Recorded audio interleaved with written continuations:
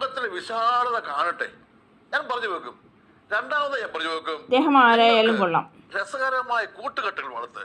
നിങ്ങളുടെ റിലേറ്റീവ്സ്, അയൽവക്കാർ, നല്ല ആൾക്കാർ പോയി വർത്താനൊക്കെ പറഞ്ഞ് കുറച്ച് ചിരിച്ചു കളിച്ച് ജീവിതം ആസ്വദിക്കും. എന്നീ മക്കളെ ഓർത്ത്, മോനെയും മോളെ ഓർത്ത് പറഞ്ഞ് ഈ രോഗം പഠിച്ച് എന്തിനായി പ്രമേഹത്തിന്റെ പ്രഷറിന്റെ അടിമയാകും നിങ്ങൾ? സത്യം. എന്തിനായി ഉള്ള ഗുളിക മുഴുവൻ കഴിച്ചു തീർക്കുന്ന നിങ്ങളുടെ ജീവിതം ആസ്വദിക്കാൻ തുടങ്ങുകയും, നിങ്ങൾ വിവാഹം കഴിച്ചു തുടങ്ങി നിങ്ങൾ പഴയ പോലെ വർത്താനം പറയാനും കൂട്ടുകൂടാനും ഒക്കെ എല്ലാവരുടെ അടുത്ത് പോകാനൊക്കെ സമയം കണ്ടെത്തുകയും. രണ്ടാമത്.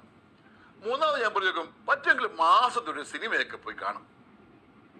നിങ്ങൾ എന്തെങ്കിലും ഭംഗിയായി പോയി നല്ല ഭക്ഷണം പുറത്തു പോയി ഒരു സിനിമയെ കണ്ട്, നല്ല സിനിമകളൊക്കെ ഉണ്ടെന്നേ, പറ്റുമെങ്കിൽ ചിരിക്കാൻ പറ്റുന്ന കോമഡി പടങ്ങളൊക്കെ പോയി കാണും.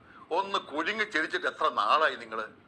എന്നും ഈ പരിദേവനങ്ങളും പരിഭവങ്ങളും പറഞ്ഞ് മുഖമൊക്കെ വലിച്ചു മുറുക്കി വെക്കണം. ഒന്ന് ചിരിക്കത്തില്ലേ? 4, ടൂർണമെന്റുകളും കളികളൊക്കെ ഗ്രാമത്തിൽ കൂടെ ഒക്കെ ഉണ്ട്. അത് വോളിബോൾ ടൂർണമെന്റ് ആയിരിക്കാം, വടംവലി ആയിരിക്കാം, കുട്ടികളുടെ കലാകാരം, ഇതിലൊക്കെ പോയി കാണും. പറ്റുമെങ്കിൽ കൂട്. പറ്റുമെങ്കിൽ ആ ചാക്കലോട്ടത്തിലും വടംവലിക്കൊക്കെ പോയി കൂട്. ജീവിതം അങ്ങ് ഭംഗിയായി ആസ്വദിച്ച്